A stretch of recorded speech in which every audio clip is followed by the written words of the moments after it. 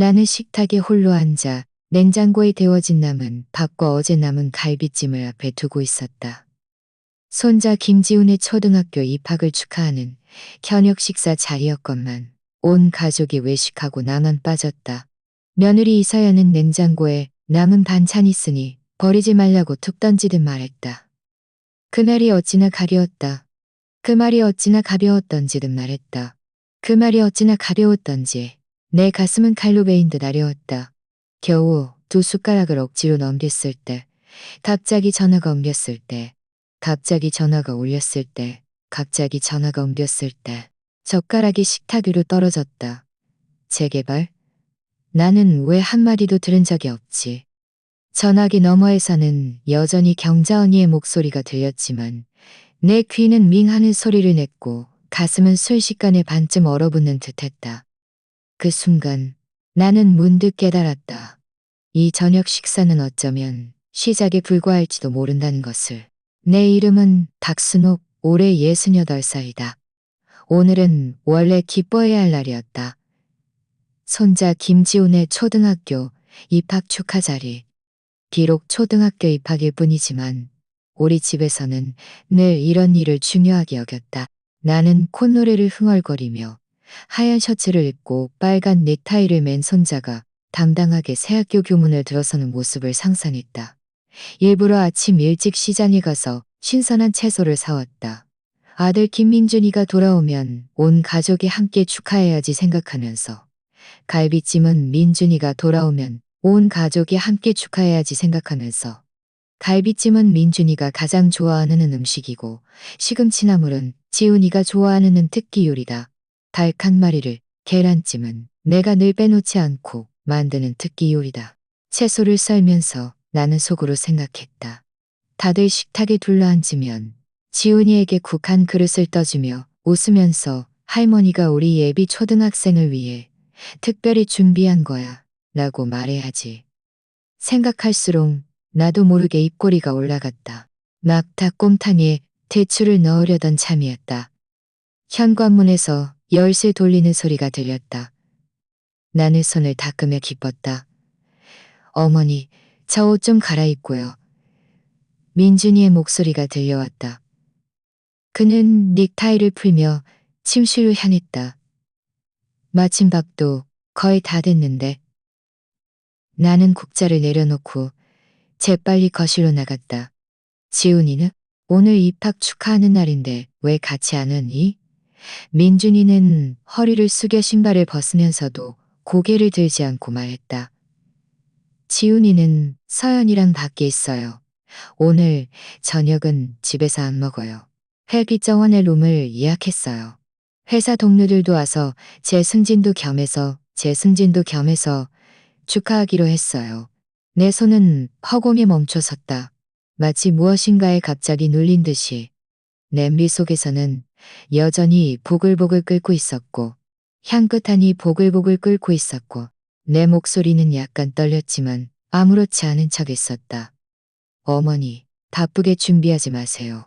저는 옷 갈아입고 바로 나갈 거예요. 어머니는 그냥 집에서 편히 쉬세요. 어차피 저희 집은 경비가 잘 돼서 안전해요. 민준이는 넥타이를 휙휙 흔들며 얼굴에 뿌듯한 미소를 띠고 있었다. 내가 무슨 말을 더 하려던 순간, 내가 무슨 말을 더 얼굴을 끄던 순간, 침실문에서 이서연이 걸어나와 내 말을 끊었다. 그녀는 연분홍색 원피스로 갈아입고 넣었다. 그녀는 아무렇지도 않게 말했고 눈길조차 내게 주지 않았다. 말을 마치자마자 가방을 들고 현관으로 나섰다. 나는 그 자리에 멍하니 서서 앞치마 끝자락을 꽉 움켜쥐었다. 어머니, 저 갈게요. 편히 쉬세요. 민준이가 침실에서 나오자 양복을 말끔하게 차려입은 그의 얼굴은 생기가 넘치고 있었다. 그는 서연을 따라 문 밖으로 나섰다. 문이 닫히는 소리는 집 안에서 유난히 크게 울렸다. 나는 마치 얼음동굴에, 타는 마치 오리는 집 안에서. 부엌 냄비 속의 닭곰탕은 여전히 보글보글 끓고 있었고 김이 내 얼굴에 닿아 신락 같은 눈물처럼 느껴졌다. 나는 한참을 멍하니 서 있다가 천천히 부엌으로 돌아가 불을 껐다. 방금 전 정성껏 준비했던 모든 음식은 이제 쓸모없어져 버렸다. 앞치마를 벗어 의자에 걸치자 갑자기 어깨가 너무 무겁게 느껴졌다. 나는 식탁에 홀로 앉았다. 앞에는 데워진 남은 밥과 어제 남은 갈비찜이 놓여 있었다. 젓가락을 손에 들고 두어 번 돌렸지만 결국 아무것도 집어들지 못했다. TV는 켜져 있었고 화면에서는 시끌벅적한 예능 프로그램이 방영되고 있었다. 진행자의 시원한 웃음소리와 관객들의 박수 소리가 끊임없이 이어졌지만 나는 한마디도 귀에 들어오지 않았다. 나는 밥그릇 속 밥을 노려보고 있었지만 손은 떨리고 있었다. 휴대폰이 한 번 진동했다. 들어보니 이서연이 보낸 메시지였다. 어머니, 냉장고에 남은 반찬 꼭 드세요. 버리지 마시고요. 곧이어 사진 한 장이 도착했다. 사진을 열어보니 별빛 정원의 화려한 조명 아래 테이블 가득 사내진미가 차려져 있었다. 민준이가 술잔을 들고 중앙에 서서 환하게 웃고 있었다. 서연은 한쪽에 앉아 있었고 그 옆에는 서연의 부모님이 계셨다. 지훈이는 외할아버지 무릎에 앉아 음료수를 들고 카메라를 향해 해맑게 웃고 있었다. 심지어 민준이의 누나까지. 온 가족이 한데 모여 웃음소리가 화면 닿다. 모여 웃음소리가 화면 밖으로 넘쳐오르는 듯했다. 내 손가락은 화면 미에서 한참을 머물렀다. 결국 미라는 한 글자를 닭장을 머물렀다. 나는 김이 모락모락 나는 남은 밥그릇을 노려봤다. 가슴은 커다란 돌덩이로 막힌 듯 숨쉬기조차 버거웠다. 3년 전 남편 박영수 씨가 돌아가셨을 때 민준이는 직접 내게 말했다. 어머니, 혼자 사시는 거 저희랑 같이 사세요. 마침 지훈이도 돌봐주실 수 있잖아요. 그때 그의 말은 너무나 진심이어서 나는 감동의 눈물을 흘렸다. 하지만 오늘에야 비로소 깨달았다. 그들이 필요했던 건 그저 손쉬운 가정부였다는 것을. 거실, 벽시계의 시침과 분침이 똑딱똑딱 소리를 내며 앞으로 나아갔다. 그 소리 하나하나가 내 심장을 두드리는 듯했다. 창밖은 점점 어둠이 짙어지고 이웃집들의 불이 하나둘 켜졌다. 가끔 웃음소리가 들려왔지만 나는 오직 나 혼자만의 고독한 숨소리만을 들을 수 있었다. 나는 밥 한 숟가락을 억지로 삼켰다. 입안 가득 찬 것은 차가운 기름 맛이었다. 갑자기 눈물이 왈칵 쏟아져 밥그릇에 떨어졌다. 국물 위로 미세한 파문이 일었다. TV에서는 마침 가족이 단란하게 모여 식사하는 장면이 나오고 있었다.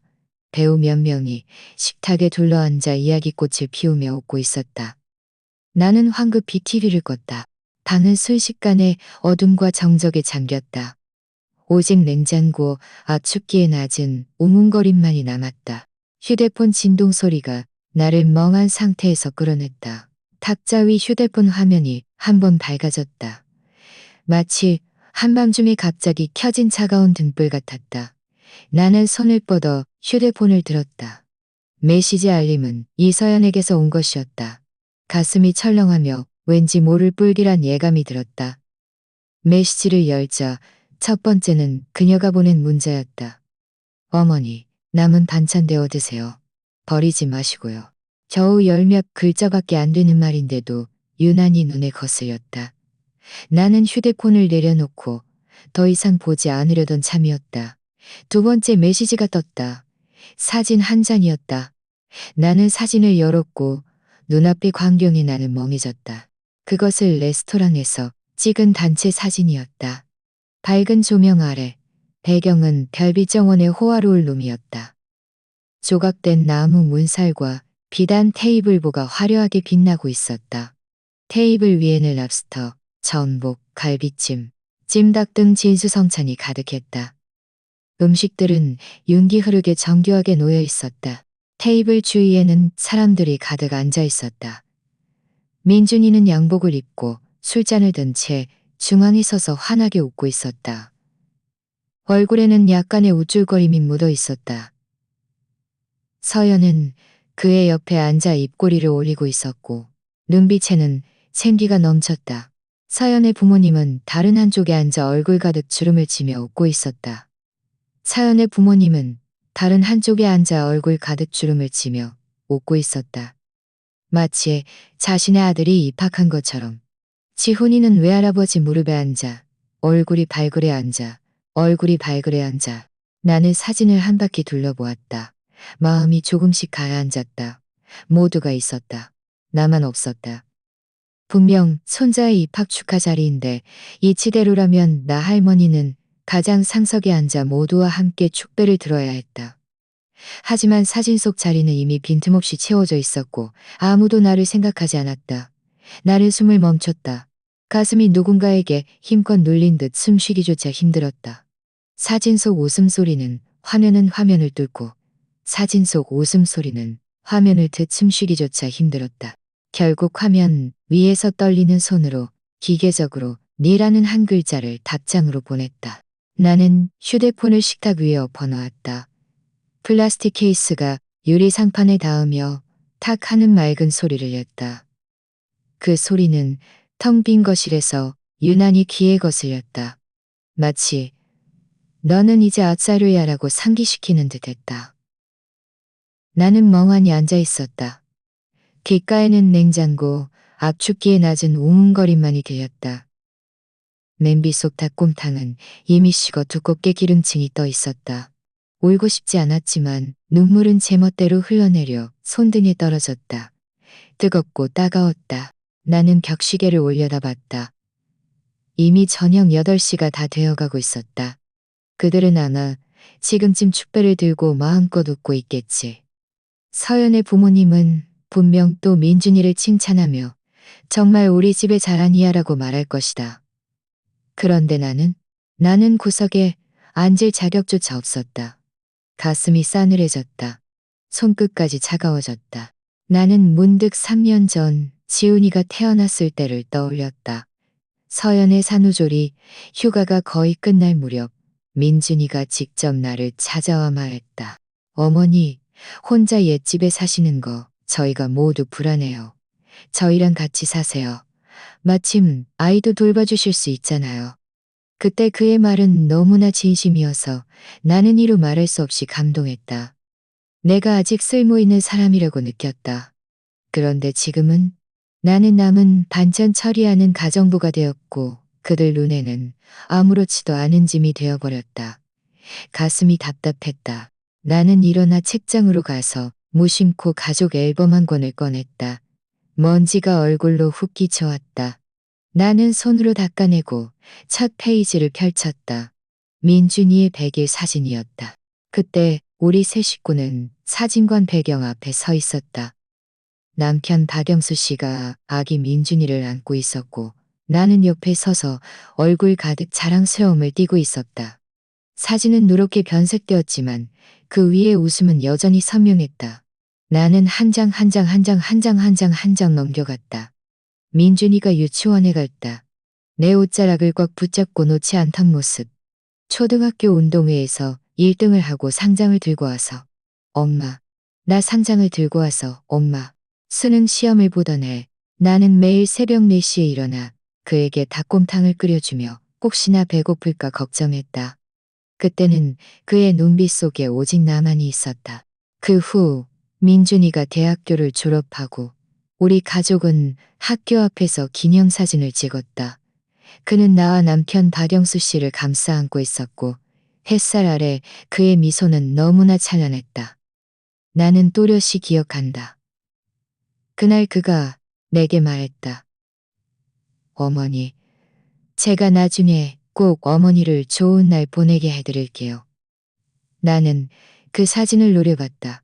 눈물이 시야를 흐렸다. 마음속이 찢어지는 듯했다. 언제부터였을까? 언제부터 내가 집에서 가장 중요하지 않은 사람이 되었을까? 나는 가장 최근 앨범을 펼쳤다. 3년 전 설날, 우리는 온 가족이 함께 사진관에 가서 가족 사진을 찍었다. 사진 속 민준이는 중앙에 서 있었고, 왼쪽에는 나, 오른쪽에는 서연이 있었다. 지훈이는 앞줄 작은 의자에 앉아 동그란 얼굴로 귀엽게 웃고 있었다. 남편 박영수 씨가 돌아가신 후 첫 설날이었다. 나는 또렷이 기억한다.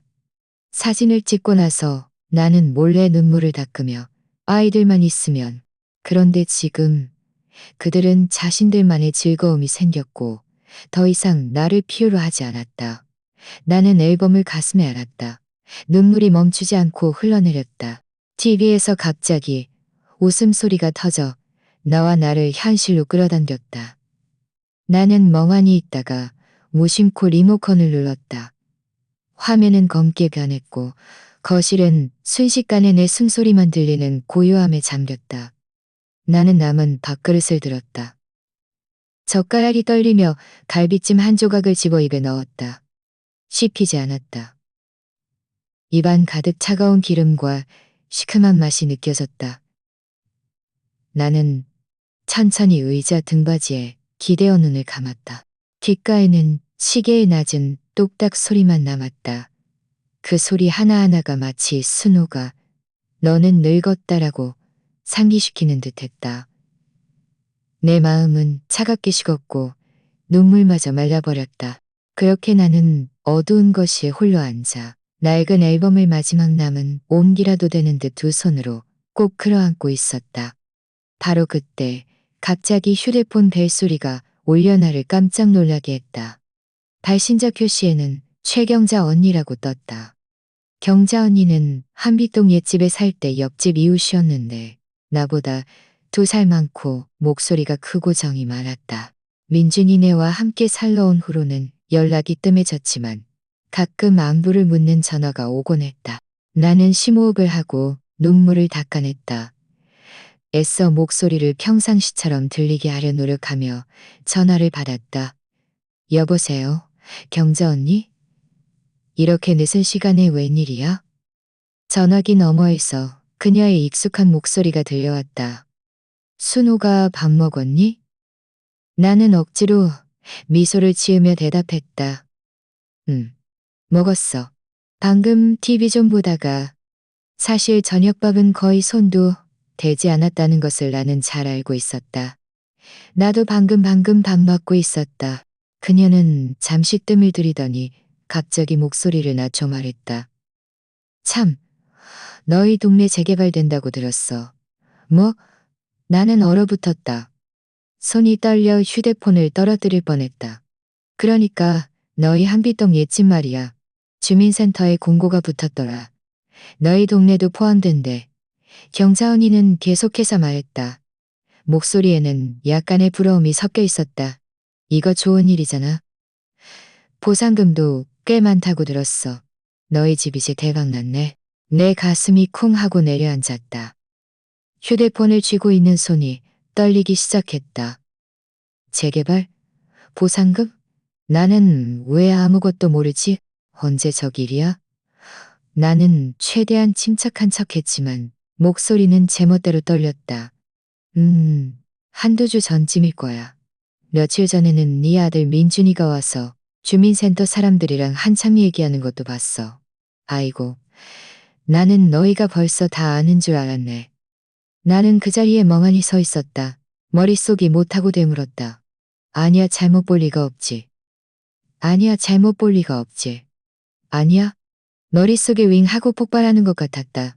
민준이가 주민센터에 와서 한참을 얘기했다고? 내 눈이 아직 노안이 아니거든.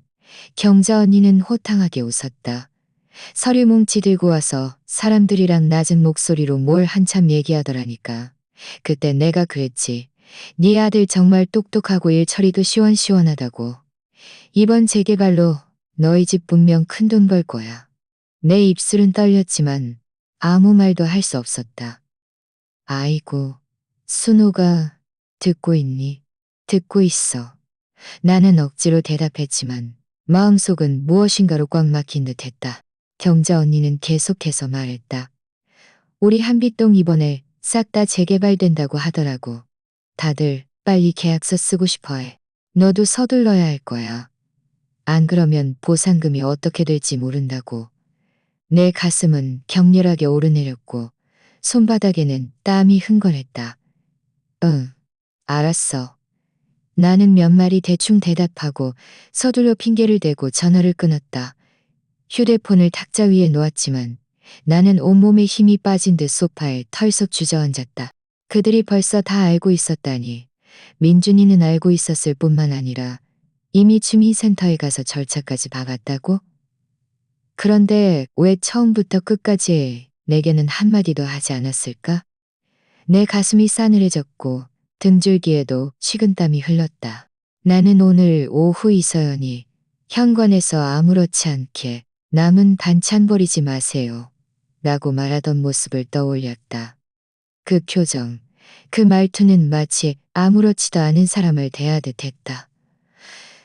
그들이 일부러 내게 숨긴 걸까? 나 몰래 모든 것을 처리할 생각이었던 걸까? 나는 고개를 흔들었다.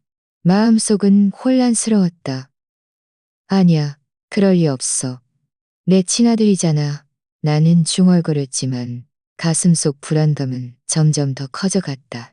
나는 참지 못하고 일어나 거실을 왔다 갔다 했다. 눈앞에는 수많은 장면이 스쳐 지나갔다. 민준이가 허리를 굽히고 주민센터 사람들과 낮은 목소리로 얘기하는 모습. 서연이 옆에서 고개를 끄덕이고 손에는 서류를 꽉 쥐고 있는 모습. 그들은 얼굴 가득 미소를 띠고 미래의 큰 집을 계획하고 있었지만 나는 아무것도 모르고 있었고 심지어 참여할 자격조차 없었다. 가슴이 옥죄어는 듯했고 숨쉬기조차 불편했다.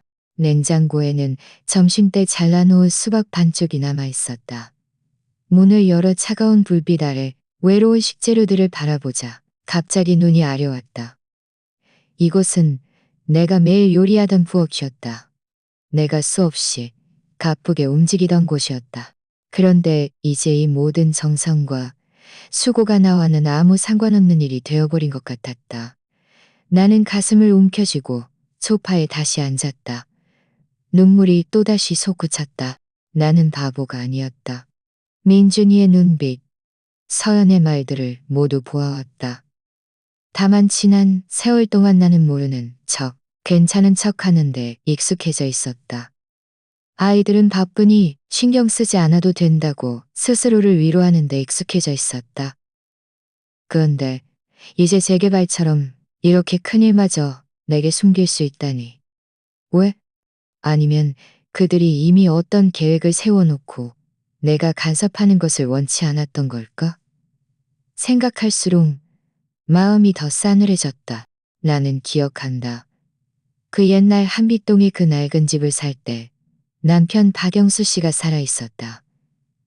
우리는 월급을 모으고 빚까지 내서 겨우겨우 계약금을 마련했다.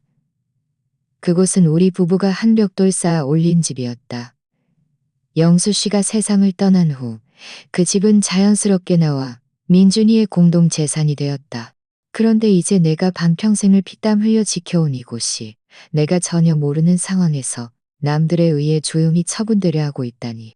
내 숨이 가빠졌다. 목은 타들어갔다. 나는 탁자 위 물컵을 들었다. 물은 이미 차갑게 식어 있었다. 차가운 물이 목으로 넘어가는 순간 기침이 터져 나왔다. 눈물이 뚝뚝 흐를 때 나는 문득 한 가지 생각이 떠올랐다. 민준이가 변한 걸까? 나를 가족으로 생각하지 않고 그저 짐으로 여기는 걸까? 이 생각에 나는 가슴이 철렁했고 온몸이 떨렸다. 나는 창밖을 바라봤다. 밤이 깊었다. 아래층에서는 젊은이들이 웃으며 지나가고 있었다. 손에는 맥주와 꼬치구이를 들고 시끌벅적했다. 그 활기찬 소리가 창문을 통해 들어왔지만 나는 그저 외로움만 느낄 뿐이었다. 나는 몸을 웅크렸다. 마치 마음속에서 솟아나는 차가움을 막으려는 듯이 바람 한 줄기가 불어와 커튼이 살랑거렸다. 나는 마치 남편 박영수 씨, 당신은 네 목소리가 귓가에 들리는 듯했다. 순호가 언제든 기억해야 해. 이제는 내 아들조차 내게 진실을 알려주려 하지 않는다는 것을. 다음 날 아침 일찍 나는 뒤척이다 잠이 오지 않았다. 창밖으로 햇살이 커튼 틈새를 비집고 들어왔지만 방 안은 몹시 차가웠다. 나는 침대에 누워 밤새 경자 언니가 했던 말들을 머릿속으로 되짚었다. 가슴이 답답해서 숨쉬기조차 힘들었다. 재개발 보상금, 주민센터를 다녀왔다는 말, 하나하나가 돌덩이처럼 가슴을 짓눌렀다. 단 하나가 돌덩이처럼 가슴을 짓눌렀다. 나는 몸을 뒤척여 앉았다. 시선은 벽 구석에 있는 낡은 여행 같다. 안에는 아직 버리지 못한 물건들이 몇 가지 있었다. 문득 마음속에서 한 가지 생각이 떠올랐다. 옛집으로 돌아가야겠다. 사실이든 아니든 내 눈으로 직접 확인해야 해. 이 생각에 나는 작은 가방을 움켜쥐고 재빨리 열쇠를 주머니에 넣었다. 아무에게도 알리지 않고 그대로 집을 나섰다. 복도 등은 여전히 켜져 있었고 누렇게 바랜 벽을 비추는 희미한 불빛에 마음이 더욱 사늘해졌다. 아래층으로 내려갈 때마다 다리가 후들거렸다. 택시가 익숙한 거리를 천천히 지나갔다. 나는 창밖을 응시했다.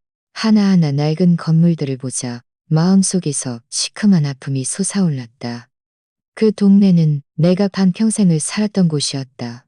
택시가 한빛동 재개발 지역 입구에 멈췄다.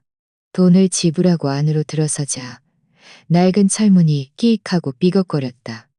세월의 무게를 한탄하는 소리 같았다. 그 낡은 건물 앞에 서서 나는 한참을 멍하니 있었다. 얼룩덜룩한 벽, 흔들거리는 철문, 복도 입구에는 낡은 광고 전단지가 덕지덕지 붙어 있었고 전선들이 뒤죽박죽 얽혀 있었다. 하지만 바로 이곳에서 나와 남편 영수 씨는 젊은 시절부터 이 작은 집에 모든 피땀을 바쳤다. 나는 발걸음을 옮겨 위층으로 올라갔다. 열쇠를 자물쇠에 꽂을 때 손가락은 여전히 떨리고 있었다. 문이 열리자 안에서 퀴퀴한 흙먼지 냄새가 확 풍겨왔다. 문을 밀고 방으로 들어서자 가슴이 찢어지는 듯했다. 방 안에는 두꺼운 먼지가 쌓여 있었고 탁자와 의자들은 낡은 천으로 덮여 있었다. 공기 중에는 묵은 냄새가 가득했다. 이곳은 내 뼛속까지 익숙한 곳이었다. 거실의 낡은 소파는 여전히 그 자리에 있었다. 커버는 색이 밝고 앉으면 푹 꺼졌다. 탁자 위에는 먼지가 수북이 쌓여 있었지만 나는 마치 그 옛날 영수 씨가 여기서 담배를 피우며 순호가 이제야 좀 집 갔네라고 웃으며 말하던 모습이 보이는 듯했다. 부엌 타일에는 금이가 있었다. 내가 수없이 요리하며 남긴 흔적이었다. 베란다에는 빈 화분 몇 개가 놓여 있었다. 영수 씨가 살아있을 때 난초를 가장 좋아했던 것이 기억났다. 모든 것이 변함없었지만 사람은 없었다. 나는 침실로 걸어가 끼익 소리를 내며 낡은 문을 열었다. 침대는 텅 비어 있었고 옷장에는 아직 몇 벌의 낡은 옷이 남아 있었다. 희미한 나프탈렌 냄새가 났다. 나는 그 낡은 스웨터를 손으로 가만히 쓸어보았다. 눈물이 순식간에 시야를 흐렸다. 영수 씨, 당신이 아직 있었다면 이 모든 일을 나 혼자 감당하지 않아도 되었을 텐데. 나는 마음속으로 중얼거렸다. 코끝이 시큰거렸다. 나는 눈물을 닦고 서랍을 열었다. 낡은 신문지 뭉치를 꺼내던 중 깔끔하게 정리된 서류 뭉치가 내 눈길을 사로잡았다. 서류의 모서리는 빳빳했고 주변의 낡은 물건들과는 어울리지 않았다. 나는 가슴이 철렁하며 그 서류를 꺼냈다. 종이 위에는 선명하게 큰 글자로 재개발 위탁 및 보상 평가서라고 쓰여 있었다. 내 숨이 가빠졌다. 한 장 한 장 넘겨갔다. 서류에는 도장이 찍혀 있었고 평가 금액과 보상 방안이 명시되어 있었다. 가장 충격적인 것은 마지막 장의 서명란에 내 이름 박순옥이 깔끔하게 쓰여 있었다는 것이었다. 그 순간 내 손이 떨려 서류를 떨어뜨릴 뻔했다. 나는 한참을 멍하니 서 있다가 심호흡을 하고 그 서명을 노려봤다. 그건 내 필체가 아니었다. 나는 내 글씨를 누구보다 잘 알았다. 수십 년 동안 글씨를 쓸 때마다 마지막 옥자의 갈고리 부분을 항상 아래로 살짝 빼서 작은 꼬리처럼 만들곤 했다. 그런데 눈앞의 글자는 시원하고 깔끔했다. 그 꼬리가 없었다. 이건 가짜였다. 위조된 것이었다. 나는 머릿속이 쾅 하고 폭발하는 것 같았다. 눈앞의 방과 가구들이 모두 흐릿해졌다. 가슴이 세게 얻어맞은 듯 했고 숨쉬기조차 힘들어졌다. 그들이 정말 나 몰래 내 서명을 위조했던 것이다. 나는 그 서류를 꽉 움켜쥐었다. 손바닥에는 땀이 흥건했지만 손은 차가웠고 마음은 불덩이처럼 뜨겁게 아팠다. 민준아, 네가 어떻게 엄마한테 이럴 수 있니? 나는 떨리는 목소리로 중얼거렸다. 눈물이 시야를 흐려 종이 위에 글씨조차 거의 보이지 않았다. 그 차가운 숫자들과 조언들이 모두 날카로운 칼날처럼 내 심장을 깊숙이 찔러댔다. 나는 어제 그가 양복을 말끔하게 차려입고 룸중 안에 서서 환하게 웃던 모습, 이서연이 무심하게 남은 반찬 버리지 마세요 라고 툭 던지던 모습, 지훈이가 외할아버지 품에서 해맑게 웃던 모습들을 떠올렸다. 그 모든 장면이 칼날처럼 내 심장을 베었다. 그들의 웃음소리, 그들의 들뜬 기분이 모두 이 보상금 때문이었다니. 그런데 나는 그들에게 철저히 배제되었고 심지어 알 권리조차 없었다. 나는 갑자기 서류를 탁자 위에 내리쳤다. 가슴이 격렬하게 오르내렸다. 분노, 실망, 굴욕감이 한꺼번에 밀려와 숨쉬기조차 힘들었다. 너희들 정말 너무하다. 나는 이를 악물었다. 눈물이 방울방울 떨어졌다. 수십 년 자식 뒷바라지 않는 늙어갔는데 결국 돌아온 것은 이런 것이었단 말인가. 나는 천천히 주저앉았다. 온몸에 힘이 빠진 듯했다. 눈앞에 빛이 밝아졌다 어두워졌다 했고 귓가에는 웅웅거리는 소리가 들렸다. 나는 위조된 서명을 뚫어지라 노려봤다. 마음속에는 천 근짜리 바위가 짓누르는 듯했다. 나는 문득 그날 그가 낮은 목소리로 지하실은 어머니가 쓰세요. 요리하기 편하게라고 했던 말이 떠올랐다. 나는 그때 잘못 들은 줄 알았다.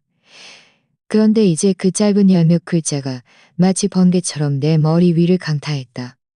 나는 그 자리에 얼어붙었다. 손바닥이 싸늘해졌다.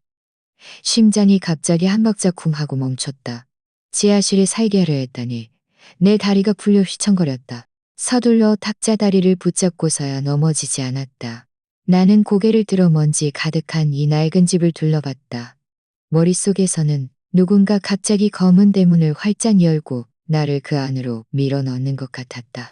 그들 눈에 나는 그저 밥이나 해주는 사람, 부속품에 불과했다. 나중에 큰 집이 생겨도 나는 그저 지하실에 처박힐 뿐이었다.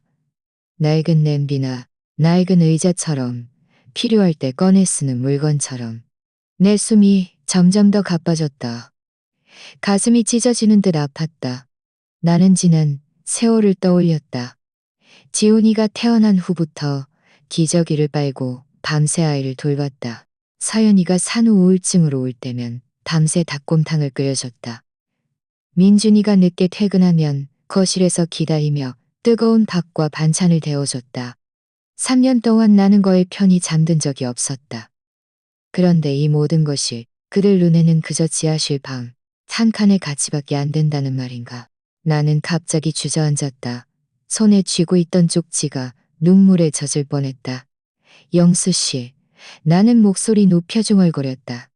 당신 아들이나 당신 아내를 이렇게 대한다니. 눈물이 뺨을 타고 흘러내렸지만 나는 닿지 않았다.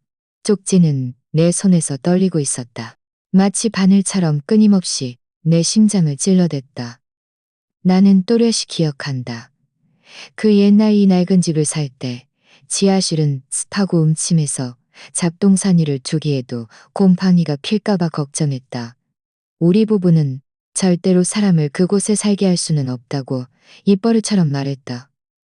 그런데 이제 그들은 나를 그곳에 살게 할 작정이었다. 순간 나는 하늘이 빙빙 돌고 세상이 무너지는 듯했다. 수십 년의 노력이 돌아온 것은 존중도 평안함도 아니었다. 어둡고 구석진 곳에 처박힌 신세였다. 나는 참지 못하고 눈을 감았다.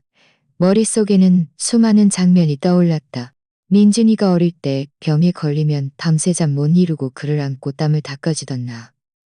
처음 상장을 받아왔을 때 집에 달려와 엄마. 나 상 탔어요.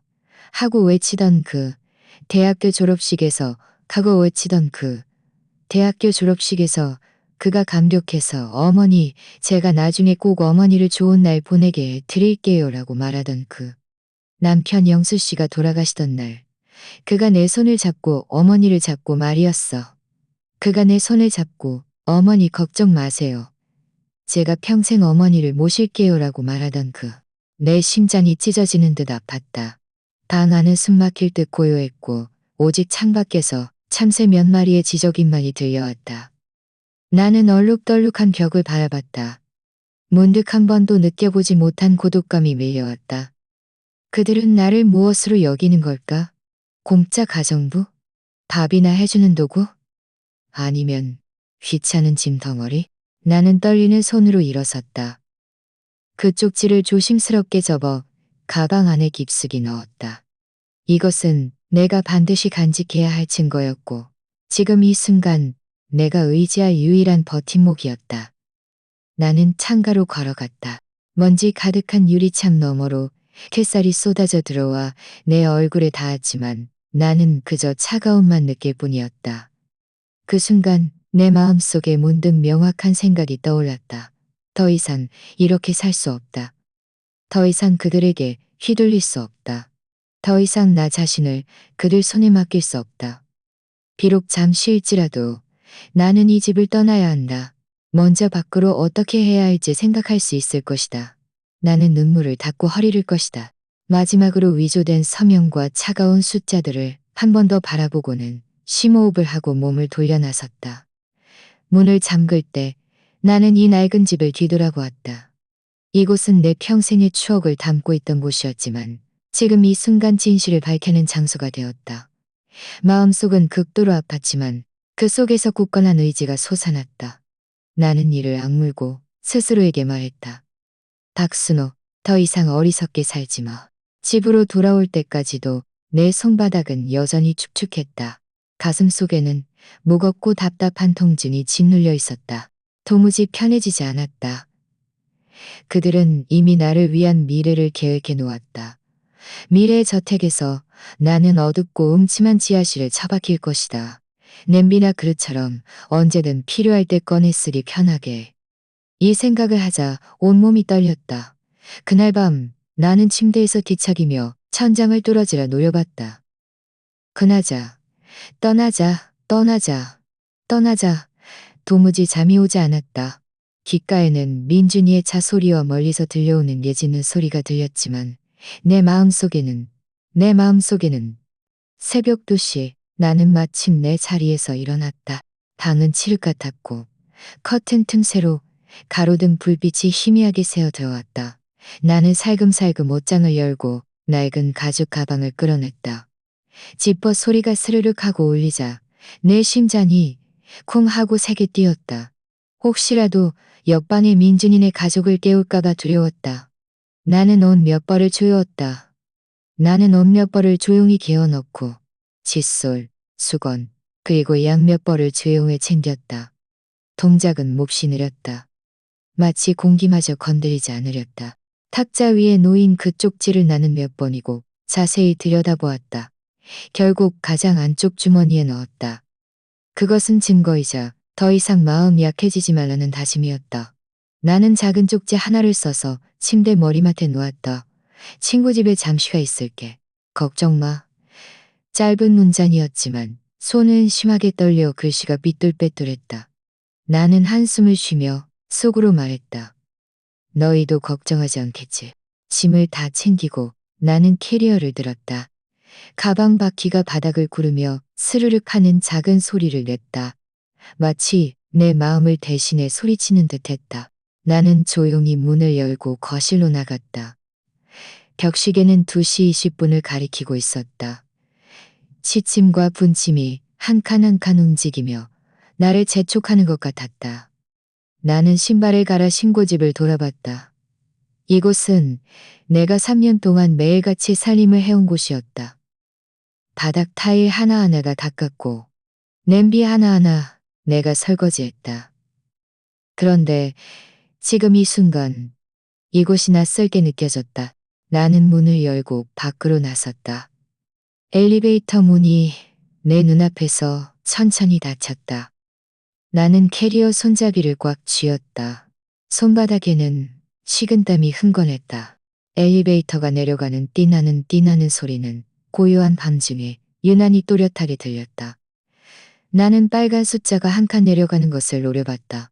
심장은 점점 더 빨리 뛰었다. 덜컹하는 소리와 함께 엘리베이터가 1층에 멈췄다.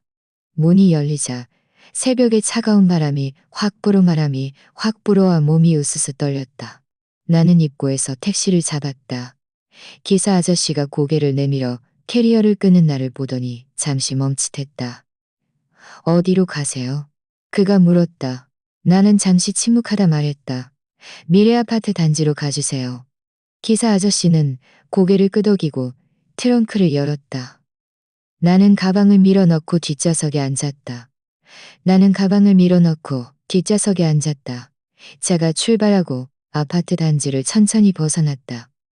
신호등, 광고판, 텅병이 빠르게 뒤로 스쳐 지나갔다.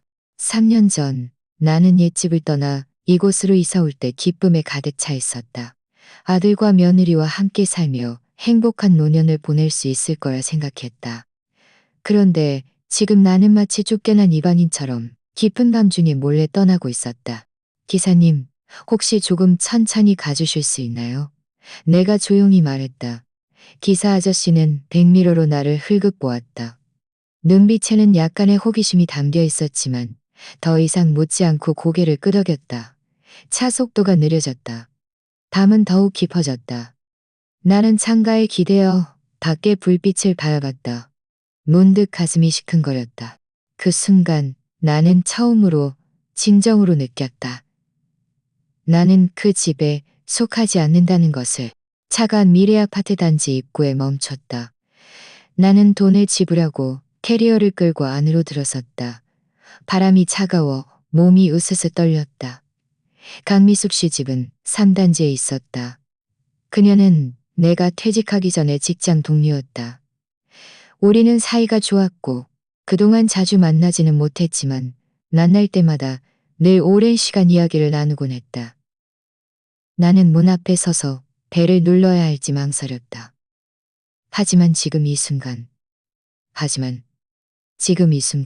잠시 후 안에서 슬리퍼 끄는 소리가 들렸다. 문이 열렸다. 강미숙 씨는 잠옷을 입고 있었고 머리는 약간 흐트러져 있었다. 분명 방금 잠에서 깬 듯했다. 순우가 이렇게 늦은 시간에 웬일이야? 그녀는 깜짝 놀라며 즉시 나를 집 안으로 들였다.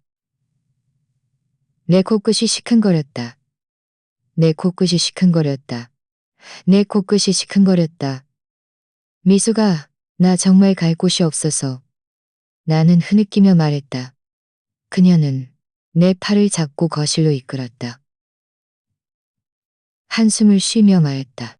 강미숙 씨는 따뜻한 물 한 잔을 따라 내게 건네며 내 손을 잡고 위로했다. 두려워 마. 내가 있잖아. 우리 나이쯤 되면 가장 먼저 배워야 할 게 바로 자신을 위해 사는 거야. 나는 그녀를 올려다봤다. 가슴 속 그 차가움이 조금씩 사라지는 듯했다. 비록 슬프고 마음속에 찢어진 상처가 생긴 듯했지만 나는 희미하게나마 이것이 올바른 결정임을 느꼈다. 강미숙 씨는 나를 거두어 주었다. 첫날 밤 나는 거의 눈을 붙이지 못했다. 창밖에서 바람이 불어와 커튼이 살랑거렸다. 나는 천장을 노려봤다. 가슴속은 온갖 생각으로 들끓었지만 그래도 민준이네 집에 있을 때보다 훨씬 마음이 편했다. 적어도 이곳에서는 아무도 나를 지하실에 처박힐 찜 덩어리로 여기지 않을 테니까. 다음 날 아침 일찍 강미숙 씨는 나를 데리고 옛 동네로 가자고 했다. 나는 잠시 망설였다. 마음속이 두려웠다. 그곳은 내가 반평생을 살았던 곳이었다. 그런데 이제는 내가 가장 마주하고 싶지 않은 곳이 되어버렸다. 하지만 강미숙 씨는 내 손을 잡고 거절할 틈도 주지 않았다. 우리는 집을 나섰다.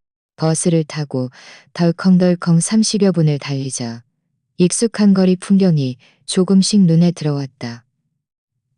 그 좁은 골목, 아침 식사를 파는 노점은 여전히 그 자리에 있었고 기름 냄새가 코를 찔렀다. 모퉁이를 돌자 그 작은 슈퍼마켓 앞에는 여전히 높이 쌓인 생수 상자들이 놓여 있었다. 내 가슴이 뭉클해졌고 발걸음도 저절로 느려졌다. 아파트 단지로 들어서자마자 나는 익숙한 낡은 건물을 발견했다. 얼룩덜룩한 벽, 흔들거리는 철문은 여전했다. 건물 아래에는 노인 몇 분이 돌의자에 앉아 햇볕을 쬐고 있었다. 나를 보자마자 눈이 휘둥그레졌다. 아이고, 박순욱 아니야? 오랜만이야. 머리 희끗희끗한 할머니. 한 분이 일어나 재빨리 다가와 내 손을 잡고 미아래로 살켰다. 너 몇 년 동안 어디 갔었니? 우리가 얼마나 보고 싶었는지 몰라.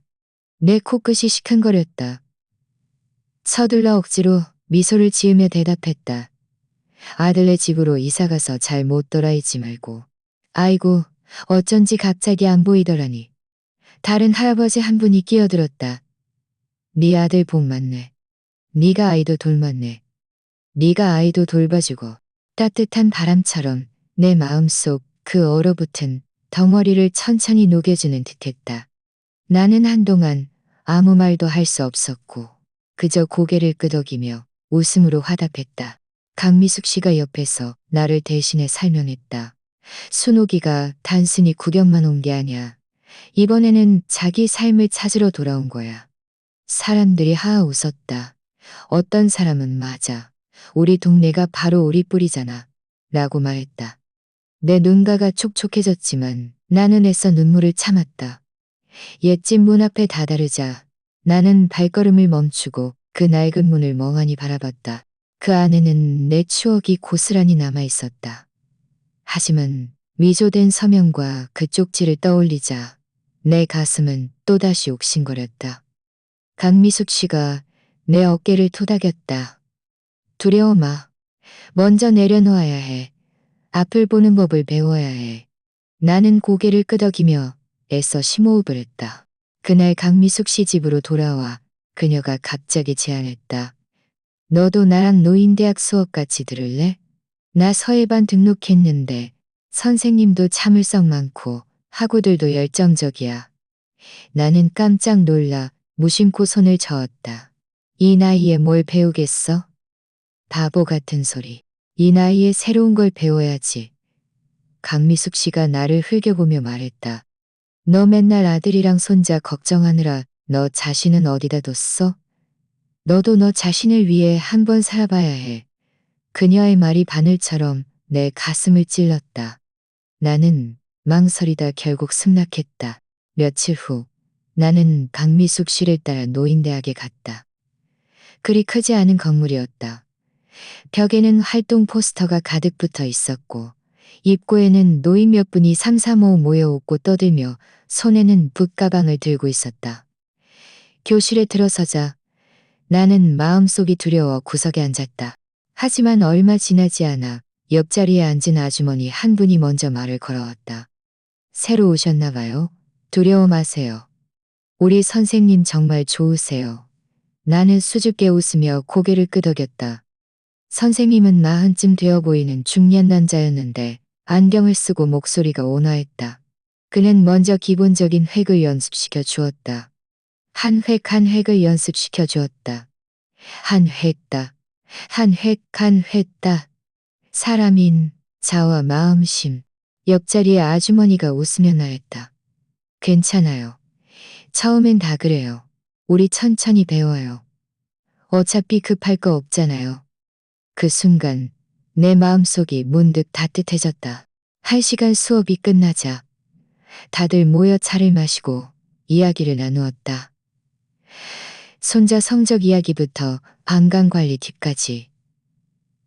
나는 조용히 듣다가 가끔 끼어들었다. 아무도 내가 쓸모없다고 생각하지 않았다. 오히려 어떤 사람은 순옥 씨 말이 맞아요. 하고 동조해 주었다. 내 마음이 쿵 하고 울렸다. 얼마나 오랜 세월 동안 나는 무시당하는 것에 익숙해져 있었던가. 그런데 이제는 누군가 내 말을 진지하게 들어주고 있었다. 몇 번의 수업이 지나자 나는 몇몇 학우들과 점점 친해졌다. 우리는 함께 공원에 가서 그림을 그리러 가고 주민센터 강당에 가서 연극을 보러 가기도 했다. 나는 점점 더 많이 웃었다. 거울 속 내 모습은 심지어 몇 년은 더 젊어진 듯했다. 어느 날 선생님이 수업 시간에 말했다. 서예는 단순히 글씨를 쓰는 것이 아니라 몸과 마음을 수양하는 것입니다. 글씨를 쓰는 것은 마음을 닦는 것입니다. 내 마음이 쿵 하고 울렸다. 그래, 지난 세월 동안 내 마음은 거의 다 없어질 지경이었지만 이제는 다시 주워 담을 수 있었다. 저녁에 강미숙 씨 집으로 돌아와 나는 침대에 누워 뒤척였다. 문득 깨달았다. 내 인생은 아직 끝나지 않았다는 것을. 나는 민준이의 엄마일 뿐만 아니라 지훈이의 할머니일 뿐만 아니라 나 자신이기도 했다. 나는 박순옥이었다. 이것은 내가 처음으로 진정으로 깨달은 것이었다. 나는 나만의 삶으로 깨달은 것이었다. 그날 나는 강미숙 씨와 함께 옛집으로 갔다. 가는 내내 내 마음은 불안했다. 위조된 서명과 그 쪽지를 발견한 후부터 그곳을 생각할 때마다 가슴이 칼로 베인 듯 아팠다. 하지만 서예반 학우 몇 분이 그곳에 가서 내 짐을 좀 가져오는 것을 도와주겠다고 해서 나는 마지못해 승낙했다. 문을 열자 익숙한 키키한 냄새가 확 풍겨왔다. 나는 두 걸음도 채 걷지 못했는데 갑자기 가슴이 답답해지고 눈앞이 캄캄해졌다. 귓가에는 혼란스러졌다. 귓가에는 혼란스러졌다. 다시 눈을 떴을 때 나는 병원 침대에 누워 있었다. 머리 위 형광등 불빛이 눈부셔서 눈을 뜨기 힘들었다. 코끝에는 소독약 냄새가 가득했고 귓가에는 심전도 모니터에 삐 하는 소리가 들렸다. 나는 애써 눈을 깜빡여 간신히 옆에 앉아있는 사람을 알아봤다. 순호가 깨어났니? 강미숙 씨가 내 손을 꽉 잡았다. 눈가가 붉어져 있었다. 눈가가 붉어져 있었다. 나는 입을 열었지만 목이 타들어 가는 듯했다. 미수가, 그녀는 서둘러 컵을 들어 빨대를 내 입에 대주었다. 주위를 둘러보니 침대 옆에는 서예반하고 몇 분도 서 있었다. 모두들 초조한 표정이었다. 어떤 사람은 위로하듯 말했다. 의사 선생님이 가벼운 뇌졸중이라고 하셨어요. 다행히 제때 병원에 오셨대요. 내 눈물이 순식간에 솟구쳤다. 가장 먼저 달려온 사람이 내 아들과 며느리가 아니라 알게 된 지 얼마 안 된 이 친구들이었다니. 가슴이 시큰거렸지만 동시에 따뜻함도 느껴졌다. 한참이 지나서야 병실 문이 열렸다. 민준이와 서연이 들어왔다. 민준이는 셔츠를 입고 있었고 얼굴에는 피곤한 기색이 역력했다. 서연은 명품 옷차림에 화려한 화장을 하고 있었지만 눈빛에는 차가움이 가득했다. 어머니, 몸이 안 좋으시면 진작 말씀하셔야죠. 민준이가 눈살을 찌푸리며 말했다. 목소리에는 불평이 섞여 있어야죠. 마침 이참에 재개발 일도 처리하 말했다. 목소리에는 불평이 섞여 있었다. 나는 쓴웃음을 재개발 일도 처리하고요. 어서 해결했었다.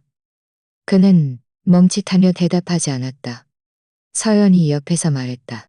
내 가슴이 쿵 하고 책에 띄었다. 나는 그녀를 노려봤다. 너는 병원에 나를 걱정하러 온 게 아니라 계약서 때문에 온 거니? 그녀의 얼굴색이 살짝 변했지만 이내 굳은 얼굴로 말했다. 어머니, 이것도 다 어머니를 위한 거예요. 빨리 계약 굳은 얼굴로 말했다. 어머니, 이것도 다 어머니를 위한 거예요. 빨리 계약 끝내고 돈 받아서 새 집에 사는 게 좋지 않겠어요? 말이 끝나자마자 강미숙 씨가 탁자를 쾅 내리쳤다. 이서연, 너 아직 양심이라는 게 있니? 민준이는 민망한 듯 헛기침을 하며 낮은 목소리로 서연에게 말했다. 말하지 마. 하지만 그의 목소리는 나약했고 전혀 힘이 없었다. 나는 차갑게 입을 열었다. 민준아, 엄마한테 솔직히 말해봐. 이 재개발 일 너희가 진작부터 결정한 거니? 내 서명을 위조한 것도 맞니? 민준이의 얼굴색이 순식간에 변했다. 어머니, 다른 사람 말 듣지 마세요. 헛소문이에요. 헛소문이에요. 다른 사람 말 듣지 마세요. 헛소문이 격렬하게 오르내렸다. 나 내 눈으로 직접 서류 봤어. 거기엔 내 이름이 쓰여 있었지만 그 글씨는 내가 쓴 게 아니었어. 민준이의 얼굴은 잿빛이 되었고 입술이 떨렸지만 한마디도 할 수 없었다. 서연은 상황을 보더니 아예 비웃었다. 어머니, 왜 그렇게 꼬치꼬치 따지세요? 어머니, 왜 그렇게 꼬치꼬치 따지세요? 저희도 다들 좋으려고 한 거예요. 내 평생의 집이었어. 병실하는 소름 끼칠 정도로 저희가 대신 서명한 건 다 편의를 위한 거 아니겠어요? 편애? 오직 심전도 모니터의 낮은 소리만이 내가 아직 살아있음을 상기시켜 주었다. 나는 민준이를 노려봤다. 목소리가 쉬었다. 민준아, 네가 태어나서 지금까지 엄마가 언제 너를 부족하게 키운 적이 있었니? 그런데 결국 너희는 나한테 이렇게 대하는구나? 그는 입을 벌려 무언가 말하려 했지만 내 말에 가로막혔다. 엄마는 더 이상 너희에게 기대하지 않을 거야. 내 말에 가로막혔다. 마치 선고를 내리는 듯이. 내 말에 가로막다. 마치 선고를 내리는 차가웠다. 바로 그때 병실 문 앞에서 다급한 발소리가 들렸다. 김지훈이가 한려벌떡 뛰어들어왔다. 할머니. 그는 내 침대 옆으로 달려와 작은 손으로 내 팔을 꽉 잡았다. 할머니, 저 버리지 마세요. 내 심장이 쿵 거르지 마세요. 내 심장이 쿵 하고 세게 뛰었다.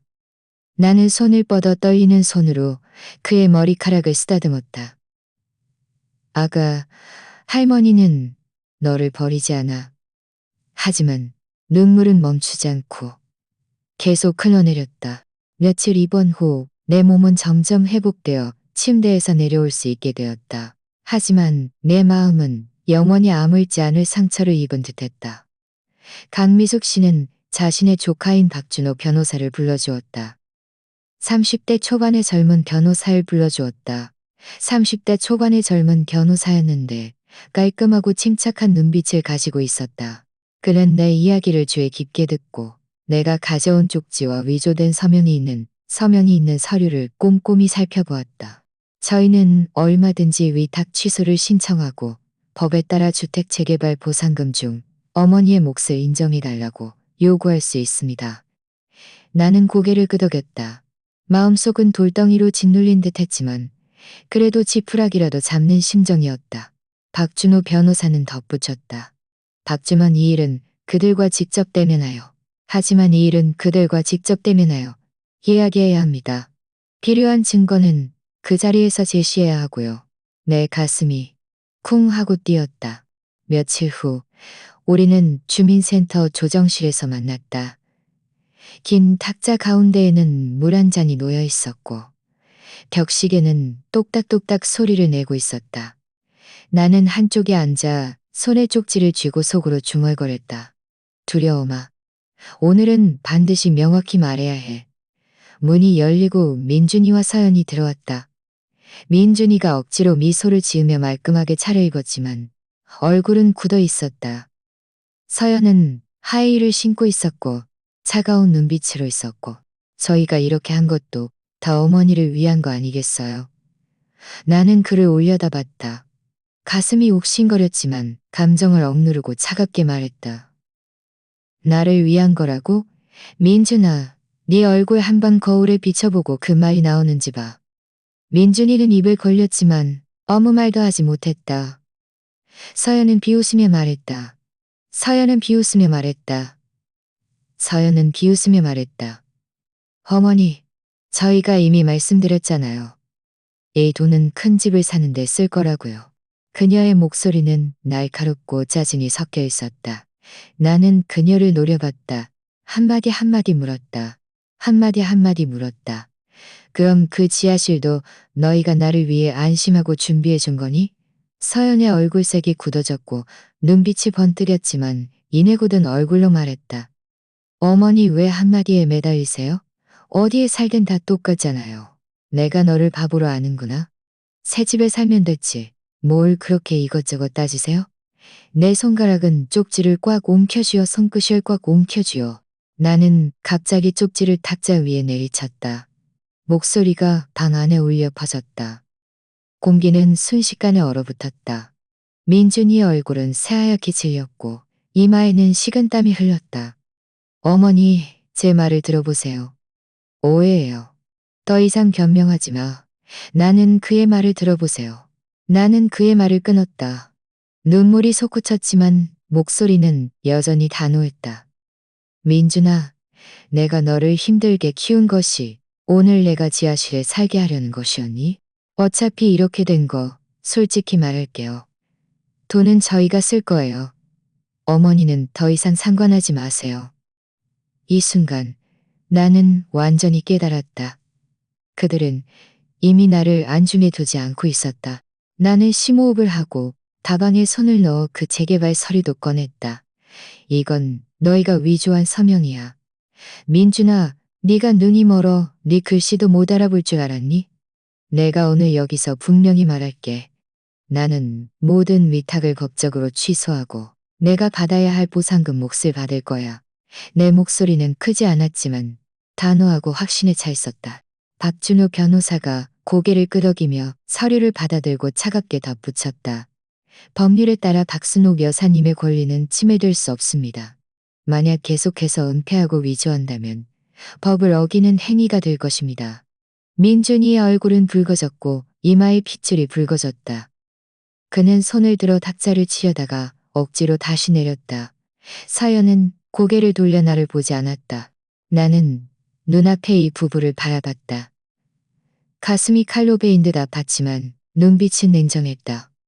민준아, 오늘부터 엄마와 너희의 삶은 완전히 갈라설 거야. 나는 한 글자, 한 글자, 한 글자 또렷하게 말했다. 공기가 굳어버린 듯했다. 민준이의 눈이 휘둥그레졌고 입술이 떨렸다. 어머니, 정말 이렇게까지 하실 거예요? 나는 눈을 감았다가 떴다. 눈물이 흘러내렸지만 이를 악물었다. 너희가 나를 이렇게 만든 거야. 그 순간 나는 마치 내 마음속 마지막 끈이 끊어지는 소리를 들은 듯했다. 수십 년의 모자 관계는 결국 이 탁자 위에서 완전히 끊어졌다. 보상금이 입금되던 날 나는 은행 로비에 홀로 앉아 있었다. 손에 은행 카드를 쥐고 있었고 가슴은 쿵쾅거렸다. 수십 년 동안 이렇게 큰 돈을 본 적이 없었다. 하지만 이 돈은 기쁨의 소식이 아니라 대가였다. 그것은 내가 그 집과 완전히 단절되었다는 증거였다. 은행 안의 에어컨 바람은 몹시 강했지만 내 이마에는 여전히 식은땀이 흘렀다. 직원이 정중하게 내게 말했다. 어머니, 돈은 계좌로 입금되었습니다. 햇살이 얼굴에 다 약간되었습니다. 혹시 정기예금도 같이 만드실까요? 아니요. 나는 마침 내 나만의 보장을 얻었고 더 이상 누구에게도 의존할 필요가 없었다. 며칠 후 나는 모든 절차를 마치고 시내의 한 실버타운으로 이사했다. 그날 민준이가 입구까지 쫓아왔다. 얼굴에는 당황한 기색이 역력했다. 어머니, 정말 그런 곳으로 가실 거예요. 집안 형편이 아무리 어려워도 어머니를 위해 방은 마련해 드릴 수 있어요. 나는 그를 올려다봤다. 눈빛은 평온했다. 너희 집은 더 이상 내 집이 아니야. 엄마는 더 이상 그런 불안한 날들을 보내고 싶지 않아. 그의 입술이 떨렸지만 아무 말도 하지 못했다. 서연은 따라오지 않았다. 내 마음속으로 그녀는 아마 이미 나를 귀찮은 짐 덩어리로 여기고 있을 것이다. 나는 더 이상 망설이지 않고 몸을 돌려 안으로 들어섰다. 실버타운 환경은 아주 좋았다. 복도는 깨끗했고 창문은 환했으며 화단에는 장미가 가득 피어 있었다. 작은 광장에서는 어떤 사람이 태극권을 하고 있었고 어떤 사람은 앉아서 바둑을 두고 있었다. 처음 방 문을 열고 그 밝고 깨끗한 작은 방을 보았을 때 내 마음은 시큰하면서도 편안해졌다. 이곳은 호화로운 저택은 아니었지만 나만의 공간이었다. 정착한 후 강미숙 씨는 자주 나를 찾아와 함께 시간을 보내주었고 실버타운 활동에도 나를 끌어들였다. 나는 계속해서 노인대학 서예반에 다녔다. 점점 내 글씨는 안정되었고 선생님에게 몇 번 칭찬도 받았다. 한 번의 실버타운에서 서예 전시회를 열었는데 내 작품이 눈에 띄는 곳에 걸렸다. 다들 칭찬을 아끼지 않았다. 다들 칭찬을 아끼지 않았다. 나는 스스로를 반쪽짜리 서예가라고 웃으며 말했지만 마음속으로 말했지만 어떤 사람이 웃으며 내게 말했다. 나는 마음속으로 대답했다. 내 평생 이제야 비로소 좀 기백 있게 살게 되었구나. 날들이 하루하루 지나갔다. 나는 이곳에서 많은 새로운 친구들을 사귀었다. 우리는 함께 교회로 꼭 구경을 가고 버스를 타고 옛 마을로 놀러 가기도 했다. 밤에는 활동실에 모여 차담회를 열고 노래를 부르며 웃고 떠들었다. 나는 자주 눈가에 눈물이 맺히도록 웃었다. 그 오랜만에 느껴보는 활기참은 더 이상 나를 쓸모없는 존재로 느끼게 하지 않았다. 가끔 이웃들로부터 민준이와 서연이 소식을 들었다. 어떤 사람은 그들이 큰 집을 샀지만 대출 부담이 너무 커서 매달 이리저리 돈을 끌어모으고 있다고 말했다. 어떤 사람은 서연이 아이 학원비가 너무 비싸다고 불평하며 민준이와 심하게 다투고 있다고 말했다. 이런 이야기를 들을 때면 나는 그저 담담하게 웃을 뿐이었다. 더 이상 나와는 상관없는 일이었다. 나는 더 이상 마음 졸이지 않았고 밤새 뒤척이지도 않았다. 그들의 선택은 그들 스스로 감당하게 두었다. 어느 날 김지훈이가 갑자기 실버타운 입구에 나타났다. 그는 책가방을 메고 땀을 뻘뻘 흘리며 달려왔다. 나를 보자마자 달려와 품에 안겼다. 할머니. 나는 멍하니 있다가 무심코 몸을 숙여 그를 안았다. 그의 몸은 예전보다 무거워졌고 품 안 가득 따뜻한 온기가 느껴졌다. 품 안 가득 따뜻한 온기가 느껴졌다. 그는 흐느끼며 말했다. 할머니 보고 싶었어요. 그는 흐느끼며 말했다. 집에 아무도 없어서 숙제도 못하게 해요. 아빠랑 엄마는 맨날 싸우고. 그는 작은 얼굴을 들어 진지하게 말했다. 할머니, 제가 크면 할머니 모실게요. 할머니 더 이상 힘들게 안 할 거예요. 내 마음속은 무엇인가에 세게 부딪힌 듯했다. 눈물이 뺨을 타고 흘러내렸다. 그래, 할머니가 기다릴게. 나는 눈물을 흘리면서도 다시 집으로 돌아가자는 생각은 하지 않았다. 왜냐하면 나는 깨달았기 때문이다. 어떤 관계는 일단 깨지면 다시는 예전으로 돌아갈 수 없다는 것을. 저녁 햇살이 방 안으로 쏟아져 들어와 내 탁자 위를 금빛으로 물들였다. 나는 붓을 들어 몇 자를 썼다. 차라리 홀로 살지언정 비참하게 머물지 않으리. 분놀림은 거침없고 먹색은 묵직했다. 글을 쓰고 나서 나는 붓을 내려놓고 길게 숨을 내쉬었다. 그 순간 나는 비로소 어깨 위에 모든 굴레를 벗어던진 것 같았다. 이것이 바로 나의 새로운 삶이었다. 박순옥은 평생을 가족에게 바쳤다. 남편은 일찍 세상을 떠났고 아들이 그녀의 유일한 의지였다. 하지만 누가 상상이나 했을까? 노년의 그녀가 집안의 활기찬 분위기에서 배제될 줄은. 남은 밥 한 그릇에서부터 친구들 애산알속단체 사진에 빠진 자신의 모습까지. 그녀의 마음은 층층이 가라앉았다. 오래된 이웃의 무심한 한마디에서 시작해 옛집에서 발견한 위조된 서명, 그리고 지하실에 대한 쪽지까지. 그녀는 마침내 깨달았다. 아들과 며느리 눈의 자신은 그저 언제든 마음대로 처분할 수 있는 짐 덩어리에 불과하다는 것을. 그 모든 순간들은 우리 모두의 마음을 아프게 했다. 홀로 남은 밥을 먹던 그녀의 고독, 옛집에서 진실을 발견했을 때의 마음속 사늘함, 병상에서 차갑게 내뱉은 엄마는 더 이상 너희에게 기대하지 않을 거야 라는 말, 그리고 협상 테이블에서의 그 굳건함. 결국 그녀는 떠나기로 결정했다. 자신의 몫인 보상금을 가지고 실버타운에 입주하여 다시금 존엄과 자신만의 삶을 되찾았다. 어떤 사람들은 그녀가 너무 매정하다고 물을 수도 있다. 하지만 곰곰이 생각해보라. 만약 우리 자신이었다면, 평생의 노력이 존중이 아닌 지하실 방 한 칸으로 돌아왔다면 과연 기꺼이 받아들일 수 있었을까? 늙었다고 해서 참고 살아야 하는 것은 아니다. 늙었을수록 당당하게 살아야 한다. 박순옥의 선택은 마음 아프지만 동시에 존경스럽다. 그녀는 행동으로 우리에게 보여주었다. 노년은 자식에게만 의존해야 하는 것이 아니라고. 독립을 선택하는 것은 고독을 의미하는 것이 아니라 또 다른 깨달음과 품이 있는 삶이라고. 이번 이야기는 여기까지입니다. 여러분은 저의 8,000명 구독 목표를 달성하는 몇 번째 사람이 되어주실 건가요? 지금 바로 구독 버튼을 눌러주세요. 채널의 성장을 함께 지켜봐 주시길 진심으로 초대합니다. 그리고 저의 이야기가 여러분에게 작은 깨달음을 선사했기를 바랍니다. 다음 이야기에서 다시 만나요. 본 채널의 이야기는 사회 뉴스, 시청자 투고 및 댓글 공유를 포함한 실제 사건을 각색한 것입니다. 내용에 대한 의견이나 제안이 있으시면 댓글로 남겨주세요.